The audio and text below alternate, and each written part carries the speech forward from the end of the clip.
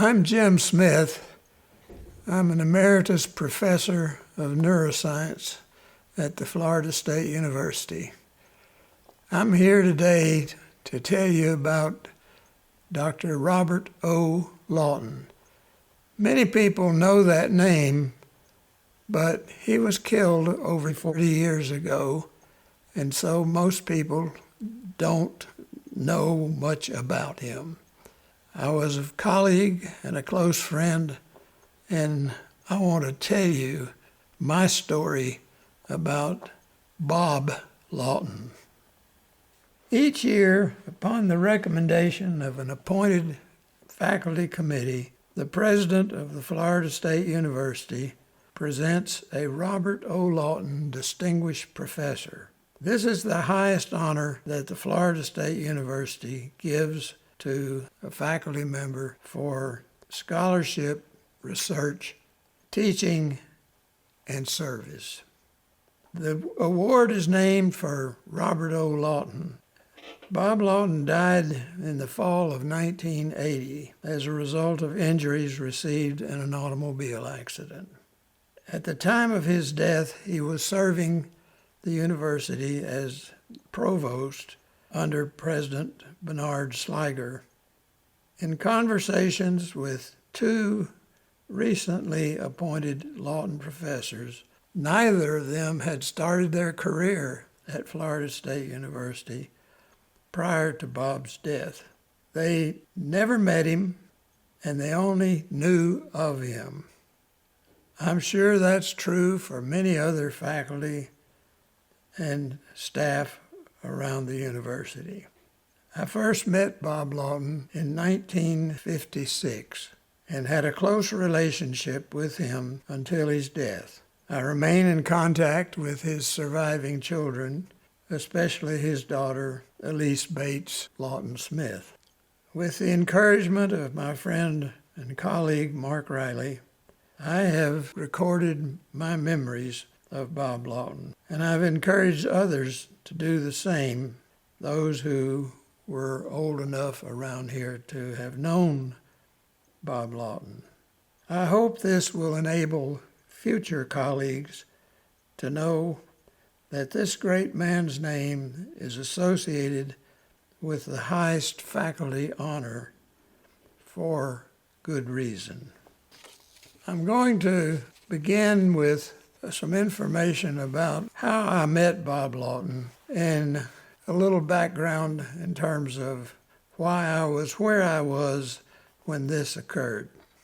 I had completed my undergraduate education at Auburn University with a major in mathematics in 1950 and had enrolled at Florida State University in the graduate program in guidance and counseling. I'm going to introduce you to a few people who were here then because they play a role in this story. Dr. Hugh Wascom was chairman of the psychology department. And another very important character in this story was Joshua Paul Reynolds.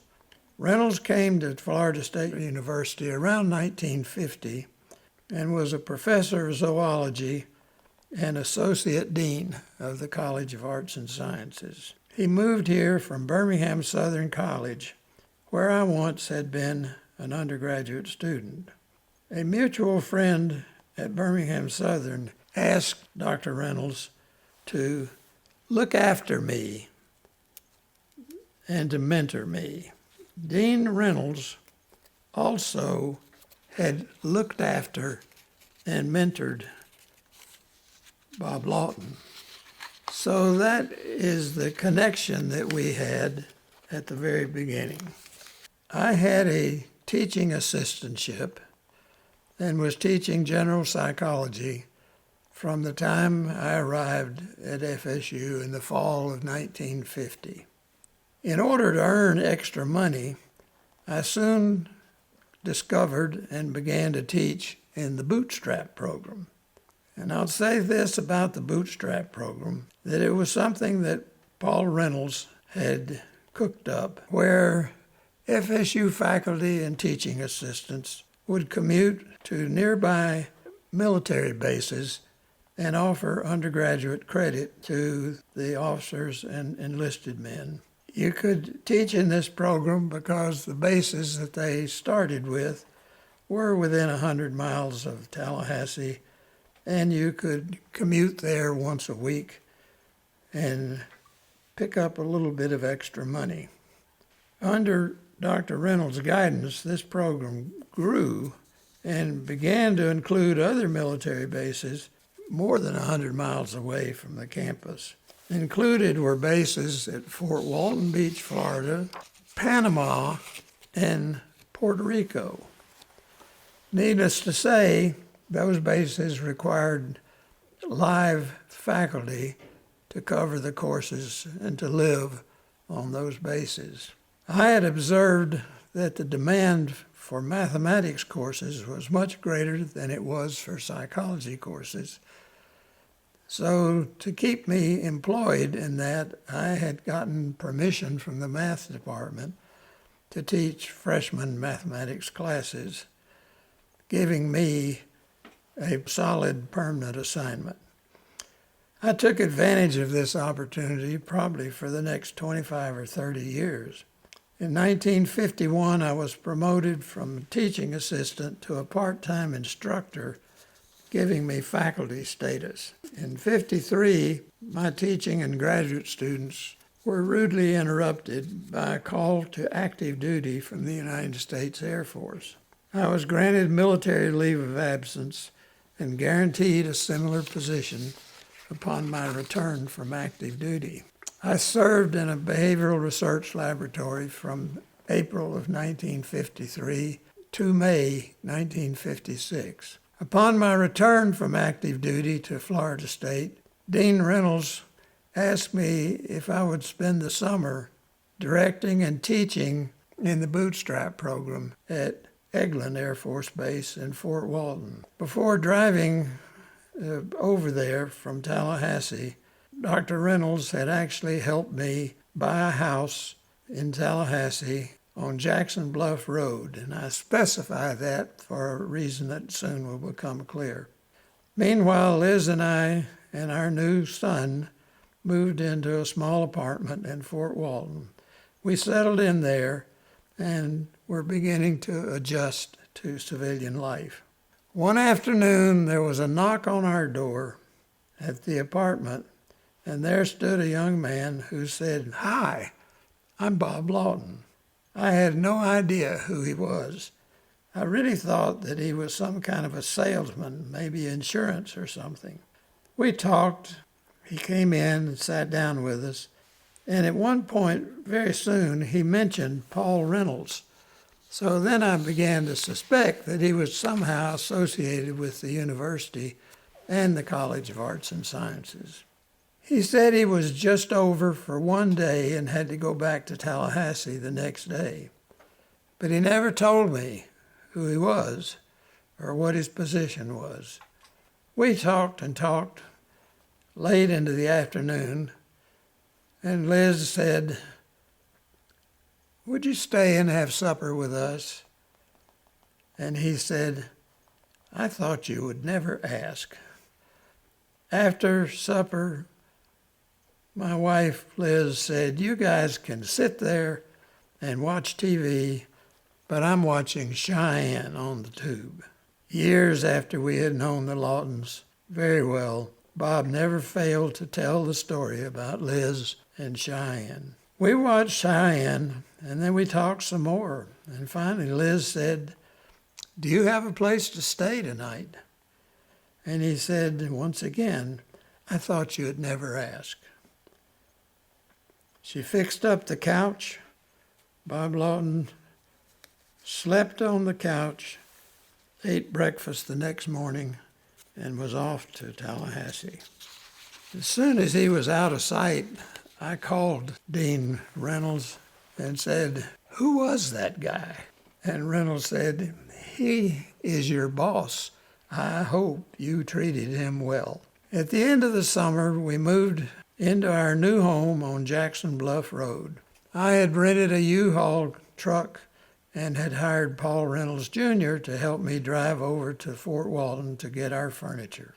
We got back to Tallahassee and just turned into our driveway when a car screeched to a stop in front of our house, and out stepped Bob Lawton. He had just flown home from Puerto Rico, and Elise, his wife, was driving him home from the airport, which was located right down at the foot of Jackson Bluff Road. "Are you going to live here?" he said. "Give us 10 minutes and we'll go home, change our clothes, and come back and help you move." And indeed, that's what they did. And after we got the furniture into the house, he and Elise said, "Why don't you come over to our house and have supper with us?" This was the beginning of a beautiful and long-lasting friendship. We went to movies and plays and concerts together and had lots of long meals at both houses. One important event occurred and made a big impact on our developing friendship.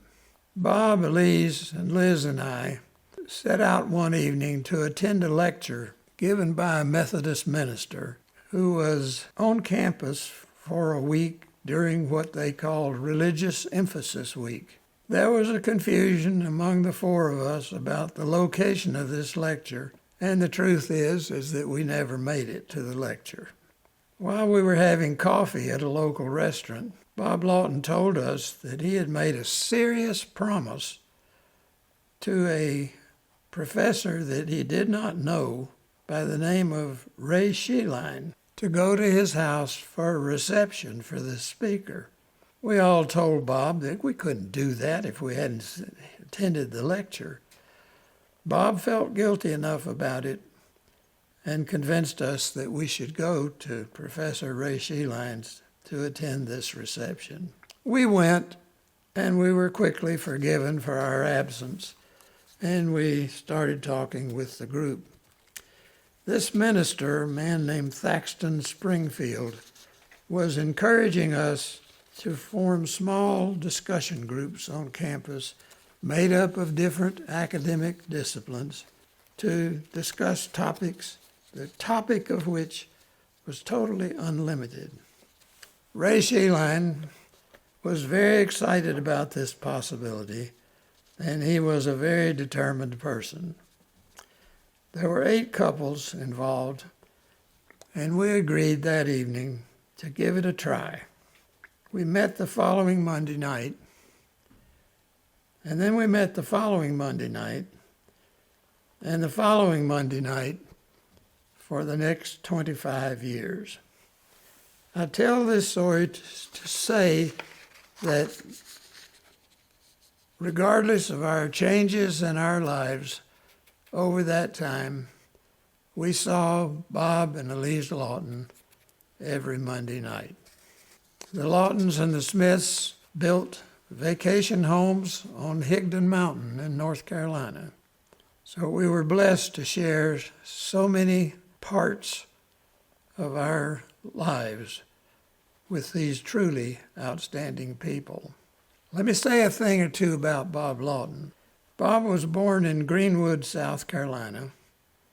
He attended Wofford College for a couple of years, and then he enlisted in the Army Infantry and rose to the rank of sergeant. He engaged in serious combat in Germany. He was awarded the Distinguished Service Cross for singular action, outstanding courage, and extreme devotion to duty. He was subsequently wounded, and it was quite serious, and he spent months in military hospitals in England and then in the United States. He was disabled to a limited extent, but his colleagues and friends were totally unaware even of his military experience. In the hours and hours of conversations I had with Bob Lawton, he never mentioned his experience in the Army. He enrolled at Duke University, where he received his A.B., his master's, and his Ph.D. degrees in English literature. In March of 1949, Bob Lawton initiated a correspondence with Dr. William Hudson Rogers, who was chairman of the English department at FSU. This exchange of letters led to an offer to Bob Lawton in a letter from President Doak Campbell in July the 12th, 1949. He arrived that fall and began teaching in the English department. Like many other young faculty, he commuted one night a week to teach in the bootstrap program, where he earned well-needed money. Dr. Joshua Paul Reynolds took Bob into this program and helped him during some hard financial times. In 1952, due to budget cuts, Bob's appointment in the English department was not renewed. Paul Reynolds arranged for Bob to move to Eglin Air Force Base in Fort Walton Beach to direct and teach in the bootstrap program there. He did that for 2 years, and then in 1954, he moved to the Air Force Base, Ramey Base, in Puerto Rico, and he did the same thing there until 1956. In 56, Paul brought him back to the FSU campus and appointed him as the director of this entire bootstrap program.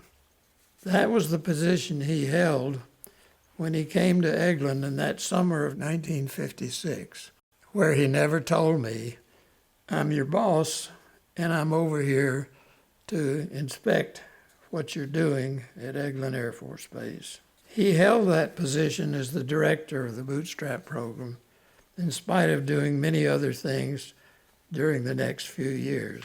He was housed in the College of Arts and Sciences, and Dean Reynolds made Bob a part of the College of Arts and Sciences, and he had many other duties besides directing the bootstrap program. He also affiliated with the English department and went through the promotion process and rose in ranks in the English department.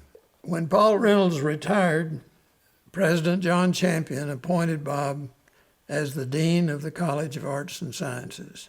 He was truly a great dean. He had a vision for the college, and he saw that programs moved forward.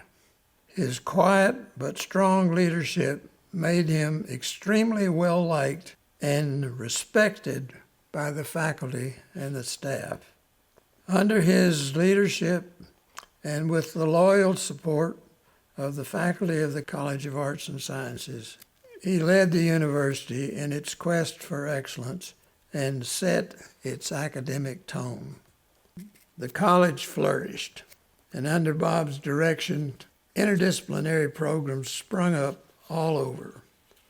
Among these programs were the Nuclear Research Program, the Psychobiology Research Center, the Institute of Fluid Dynamics, the Institute of Molecular Biophysics, and the Institute for Social Research and the Theater Arts Program.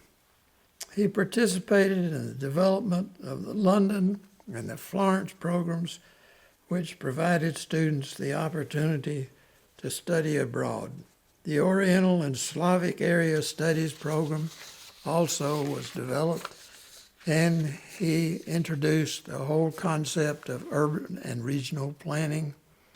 Most of all, the faculty and staff recognized his personal warmth that he extended toward his colleagues. He didn't eat lunch with the other deans. He ate lunch with the faculty. And through his years as the dean of the college, he was truly loved. It was a shocking moment for the college when, on December the 22nd, 1972, Christmas break, faculty scattered, President Stanley Marshall called Bob Lawton into his office and abruptly fired him without any explanation. When questioned by the reporters, Marshall said, "I am exercising the prerogative of a president to select his own chief administrator and to make such changes as he deems necessary." Obviously, he said, I thought a change would strengthen the College of Arts and Sciences and the university generally. None of us could understand how the college could be strengthened. Needless to say, the faculty and staff of the college were strongly disagreed with President Marshall. No further explanation was ever given for the dismissal of Bob Lawton. In the following days and months, the most calm member of the College of Arts and Sciences was Bob Lawton. He accepted the decision, returned to the English department, and took up his duties and swore that he would try to be a professor. He began to do research, and he developed a book on Francis Beaumont, and he began to teach, and the next thing you knew, he was receiving teaching awards every place he went. The faculty would not let it go, and they had numerous receptions and meetings for Bob Lawton. The 22 divisional chairs of the college wrote the following: whereas the current sound status and educational efficiency of the College of Arts and Sciences are owing in large part to the leadership quality of its former dean, and whereas the dean has seen fit, under the request of President Marshall, to submit his resignation, be it therefore resolved that the members of the Joint Division Committees on Academic Affairs, Policy Committee of College of Arts and Sciences express their unanimous appreciation for the 6.5 years of inspiring leadership granted to the college by the former dean, Robert O. Lawton. He will be sorely missed for, among numerous other things, his openness to wise change and his effectiveness in carrying constructive proposals to full, fruitful implementation. The distinguished professors on campus also recorded their esteem and appreciation for Bob's years as dean. They wrote, his constructive leadership through years of change and rapid growth in the college exhibited flexibility, innovation, and understanding. We express our regard for Robert O. Lawton, a most effective administrative officer, the very high national standing of the Arts and Sciences graduate programs in recent years given by the American Council on Education, and undergraduate programs that are a measure of his high contribution. We express our enthusiastic and sincere best wishes for the fruitful continuation of Robert Lawton's academic career as one of our esteemed colleagues in this university. And these people were sure that President Marshall received copies of all of these commendations. Bob Lawton made a tremendous contribution to the English department. He taught Shakespearean and Elizabethan drama and was incredibly popular as a teacher. My favorite story from one of his teaching evaluations was a comment from one of his students who said, before Lawton, I believed in God and Bach. After Lawton, I believed in God, Bach, and Shakespeare. Bob, as I said earlier, began and completed a book on the playwright Francis Beaumont. He served on the faculty senate, and he served on the steering committee and participated in the Shakespeare Association of America. He was inducted into Omicron Delta Kappa, an honorary society for scholarly and service work in the university. He was tapped for the FSU Honor Society Gold Key. He received the Ross Oglesby Man of the Year Award from the university. Meanwhile, President Marshall totally reorganized the structure of the university and started apparently what his pet project was of stripping the College of Arts and Sciences apart. He removed all of the social sciences from arts and sciences, and his approval by the faculty reached a new low. In 1977, the faculty senate had a committee to evaluate his performance, and he received a 97% disapproval rate by the university faculty. He resigned shortly thereafter, and his executive vice president, Bernard Sliger, took over. People were suspect of Sliger because he had served with Marshall, but Sliger, when he got in, immediately appointed a committee headed by Professor Irv Sobel in social sciences to, quote, put the university organization back to normal. I served on Irv's committee, and they made profound changes back to the original organizational chart of the university. In September the 20th in 1977, President Bernard Sliger pulled Bob Lawton away from the English department and appointed him as provost of the university, saying, "His proven administrative leadership has convinced me that he is the right person for this important command position." President Sliger cemented himself as a great president by the College of Arts and Sciences. Both Elise's and Bob's calendars were crammed full, and we did not see as much of them as we did before. His authority was used for good of the university, and he was always Bob Lawton.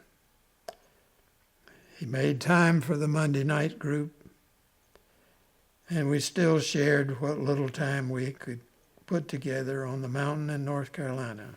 The next 3 years seemed to go by extremely fast. Once again, however, Bob Lawton's tenure as leader of the Florida State University came to an abrupt ending. Bob and Elise's son and daughter-in-law had their first baby. Elise flew up to Huntsville, where Bob Jr. was a professor of tropical biology, and Elise went to help Marcy with the new baby. Bob drove up there from Tallahassee a few days later to see and visit with his first grandson and drive Elise back to Tallahassee.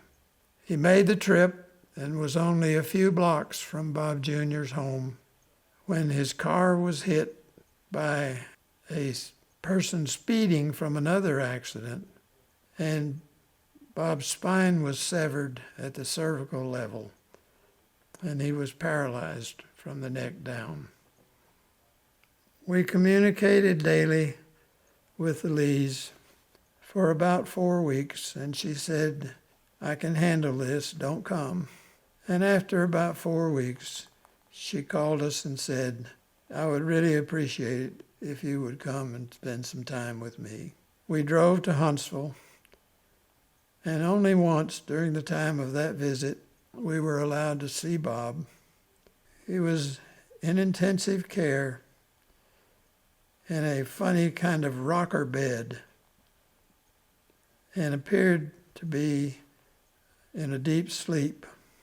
After a little while, he opened his eyes and he looked up and he saw Liz, and he smiled and he said, "Mercy." We knew that he recognized Liz because Mercy was Liz's response to Bob when he told her something that she thought was unusual or fantastic. She would always say to him, "Mercy." And over the years, he teased her about it. So we knew that he at least had recognized Liz. 4 weeks later, he died. There was a beautiful funeral service for Bob at Trinity Methodist Church in Tallahassee, where Bob and Elise had been members for many years. couple of members of the Monday night group who were professors of religion at Florida State participated in this funeral service. And I want to quote what Bob Spivey said. Bob Lawton thrived on humor. Beneath those shaggy eyebrows, there was usually a twinkle and a smile. He liked to laugh, not at others, but with them. His humor came from his profound enjoyment of life. Whether a committee meeting, a budget session, a classroom of students, a walk in the woods, a canoe trip, a conversation with his wife, his friends, his children, their spouses, and their friends, his greatest delight and fascination was with other people. He was never too busy to respond. Relaxation began and ended with a chair, indeed almost dissolved with a cup of coffee at hand. He loved to talk and listen. He took others quite seriously, while not taking himself too seriously.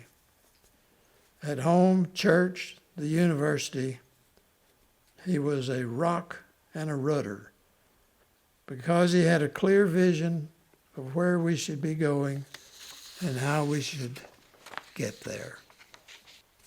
His commitment to excellence and quality followed the tradition of Robert Strozier, a former president of the university, making Bob one of the giants in helping to shape and serve the greatness of the Florida State University. Physically slight, there was nothing fluffy or weightless about him. He possessed as little ambition for himself as any leader I have ever known, and yet he was ambitious as possible for the university. Moreover, he did not allow his work to dominate his life.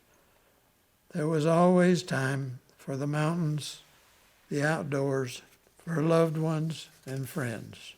Shortly after the change of the year in 1981, I received a call from President Bernie Schleicher asking me to come to his office. He told me that he needed to have some kind of service to give him closure on Bob's death, some kind of service on the campus. He said, needless to say, this service needs to be approved by the Lawton family. He asked me to plan such a service. He appointed a committee to work with me on this, but my first task was to approach Elise about his desire. I went to Elise, and she emphatically said that she could not go through another service, and for me to tell Bernie, no, no, no. I went back to the president, told him what Elise had said, and he looked at me and smiled and said, yes, yes, yes, I have got to have this. Work it out, Jim. I presented this to the committee and told them that my dilemma between my president and my dear friend Elise was hard to deal with. In our deliberations, we decided that it would be nice to try to name something for Bob Lawton that would give his memory to the university. And it had to have emphasis on quality and excellence. And we began to think, what could be greater than to tie it with the distinguished professors? The name of distinguished professors could be Robert O. Lawton Distinguished Professors, and we would retroactively rename all of the previous distinguished professors as Robert O. Lawton Distinguished Professors, and we would bring in all the old ones in their academic regalia, and we would christen them as Robert O. Lawton Distinguished Professors. At the same time, that the president would name the new Lawton professor that would be coming on at that time in 1981. The idea grew, and we developed it, and I took it to Bernie, and he liked it and gave it his approval, and Elise liked it. So we had a ceremony to the new distinguished professor, and name that person a Lawton Distinguished Professor with all of the other former distinguished professors standing by. I don't remember all the members of that committee, but I clearly remember Fred Stanley in English, who said, "I'll work on the program." Jim Melton from the Alumni Association said, "I will take care of the publicity." And Bob Glidden, who was the dean of the School of Music at that time, said, "I will take care of the venue." I don't remember this very clearly, but I know that Fred Stanley thought that we should run this by the Faculty Senate, which he did. And in March of 1981, the Senate gave their approval for renaming the former distinguished professors as Robert O. Lawton Distinguished Professors. The official ceremony took place in Opperman on May the 27th of 1981. It was a beautiful service, and a copy of that service will be made available for others to read. But the one thing I remember most profoundly about it is that Bob Lawton loved Eddie Kellini, who was a professor of piano in the music school, and he played a beautiful Chopin piece at that meeting. The new Lawton professor, who happened to be Robert Gilmer from the mathematics department, was appointed at that time. Years passed, and Bob Lawton's name was not forgotten. For each year, there was a new Lawton professor. In 1992, I was sitting in my office with Sandra Frankman, a visiting scientist from Cornell Medical School, when I answered a phone call from President Dale Lick. He told me that I would be the Lawton professor for that year. As was typical, I was not able to tell anyone, with the exception of your wife. And I said, "Mr. President, I have one other person that I would like to tell." He granted me that. I called Liz to tell her, but I got in the car and I went straight to Randolph Circle, where Elise Lawton lived. She was dying from cancer and was sticking pretty close to home. I went to the back door as usual, and she was standing in the kitchen. She waved me in, and I told her the news. She threw her arms around my neck, and her wig fell off on the floor. I picked it up, unfortunately put it on backwards. Neither she nor I cared one bit as we stood there weeping. What a wonderful thing to be able to share with her only a few weeks before she died. We had limited contact with Bob Lawton Jr., but extensive contact with Elise Bates Lawton Smith, who is an art history professor at Millsaps College in Mississippi. She and her husband Steve are both first-class scholars and distinguished professors there at their college. She presented Liz with a beautiful leather coat that was Elise's. So on cold days when Liz wears that coat, we feel quite close to Elise. I now want to say just a few brief things about what it means to be a Lawton professor. I, of course, had special reasons to be very humbled and excited about becoming a Lawton professor. I was immediately rewarded by my fellow Lawton professors, people like Ray Sheeline and Michael Kasha and Harry Wolborski. Many others followed from the Lawton group, and I felt like I had joined some kind of royal society, knowing all of them. I was also most grateful to my dear friend and colleague Mike Rashad for doing the hard work of organizing my nomination folder. They gave me that folder with all the letters and so forth. I just didn't want to read them at that time. I kept them for over a year. And I took them to my mountain house in North Carolina, sat in the warm sun one day on the deck, looking out over the mountains, and read all of these letters that I had received and all of the folders. There were lots of tears, and I could not believe the effort that Mike had made to put together that folder. When I came off my high, I began to think that becoming a Lawton professor, that things were expected of you. And this feeling got very profound when I was asked to serve on the next selection committee for the Lawton professor. I read the folders of professors who were from the same pool of candidates as I was. One folder in particular stood out to me, that of J. Setharaman from the statistics department. That folder, by any objective standard, was truly outstanding, and why I got the nod the previous year over him remains a mystery to me to this day. J. Setharaman was selected the next year, and I called him and said, "I'd like to take you to lunch."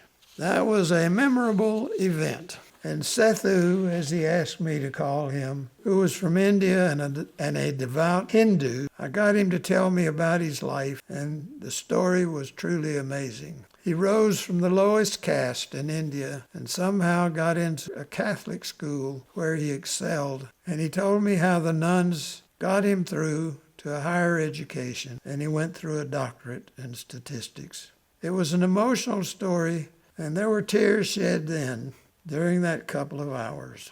It was astounding to me that a kid who grew up in Birmingham, Alabama, and a kid who grew up in the lowest caste in India could form a bond in Tallahassee, Florida. Sethu and I have had many, many more lunches since that time. One such lunch we had led to a stunning thing as far as the Lawton professorship was concerned. He told me that he had an appointment with the provost and the president, and he wanted me to go with him. I thought that he was going to be on the committee, and he wanted to have some assurance as to what he should be looking for and so forth, but I had no idea. After some small talk and meeting with President D'Alembert and Provost Larry Abel, the president said to Sethu, "What was it you wanted to talk to us about?" And Sethu said, "Oh, Jim talks much better than I do. I will let him tell you." I was stunned because I had no idea what he had in mind. After I composed myself, I wanted to tell the president and the provost the difference in the experience that I had after receiving the Lawton Award and what Sethu had had. He did not receive a lot of commendation from his colleagues, and he didn't really understand what had happened to him. I complained to the president and the provost that this secrecy business about not telling anyone was not really the way to do this.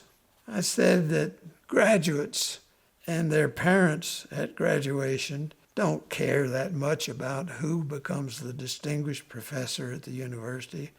It's the faculty that cares. This should be announced to the faculty and not wait until after commencement to announce it. And it never got announced anyplace unless the Tallahassee Democrat decided to publish it. There were times when it was 2 or 3 weeks before I even found out who would be the distinguished professor. And I told him, I said, the year after that, I received the University Distinguished Teaching Award. And I said the stipend for that was even more than it was for the Lawton Award.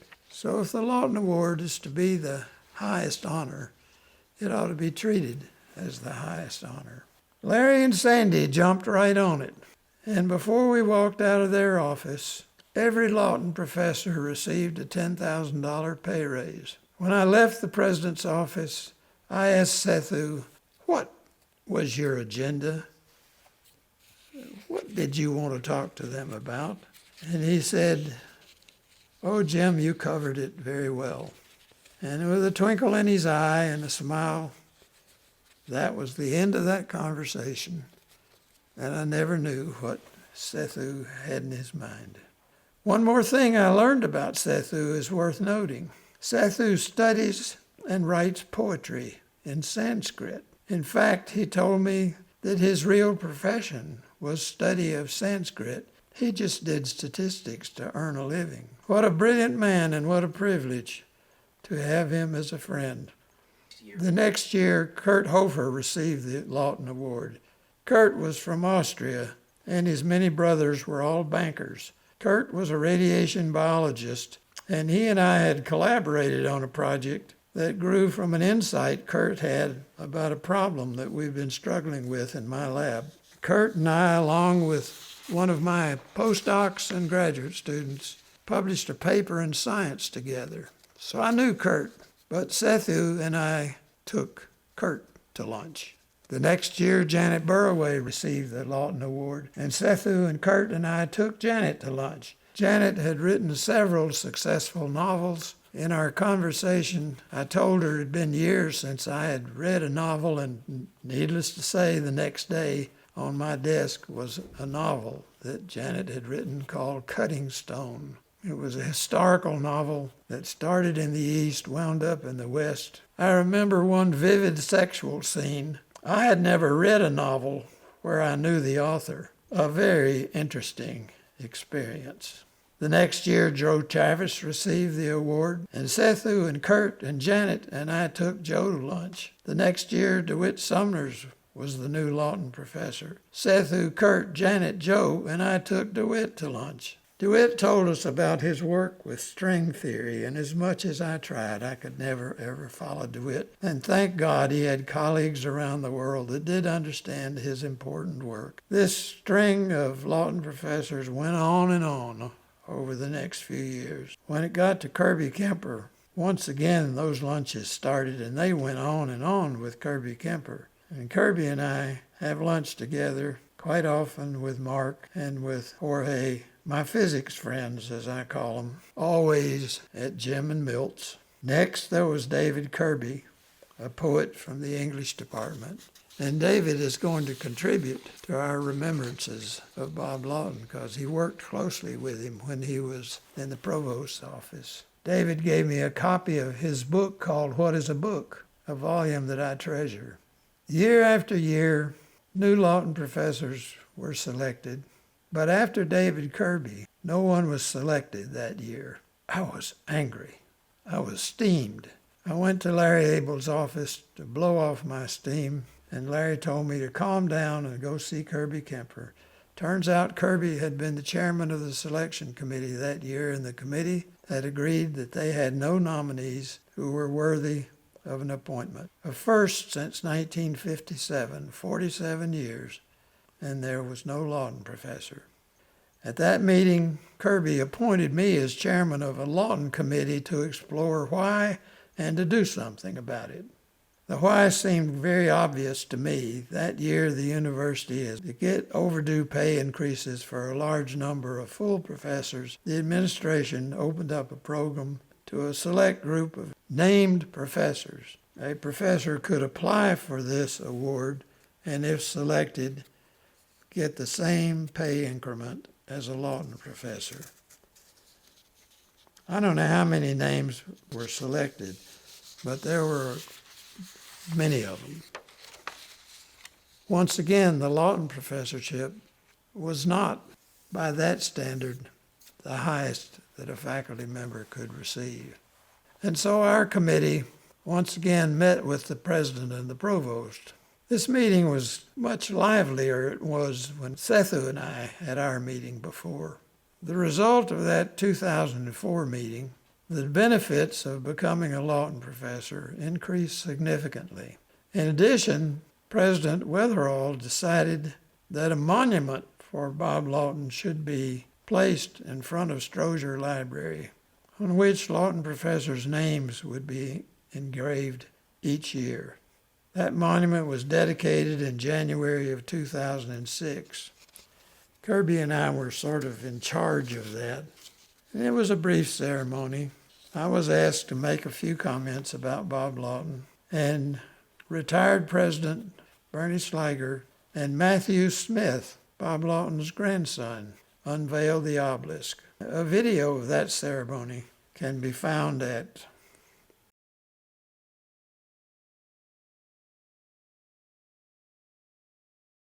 Well, due to health problems for several years, my lunches with new Lawton professors came to a halt. I did nominate my colleague Rick Wagner for a Lawton after I got out of the hospital, and he received that honor in 2009. I got a strong taste of what it took to put together a folder, and my esteem for my colleague Mike Rashad rose even higher. A recently appointed Lawton professor, Professor Jeff Chanton, Jeff's wife, Sue, was Elite Lawton Smith's college roommate. Last year before last, I took Pam Parawee to lunch. Pam received the Lawton Award, and she joined the faculty and had her outstanding career all after Bob Lawton had died. She knew about Bob Lawton, but she didn't know him. I spent a few hours talking to Pam and telling her some of the stories I have just related. Professor Tim Cross was last year's Lawton professor, and Pam and I took Tim to lunch, and I hope we've started a new chain.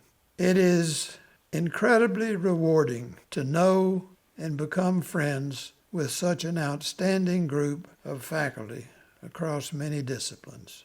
I once again thank my colleague Mark Riley for saying to me when I said, "I have a story to tell. I would like to hear your story." Bob Lawton would be extremely pleased to have his name associated with these outstanding scholars.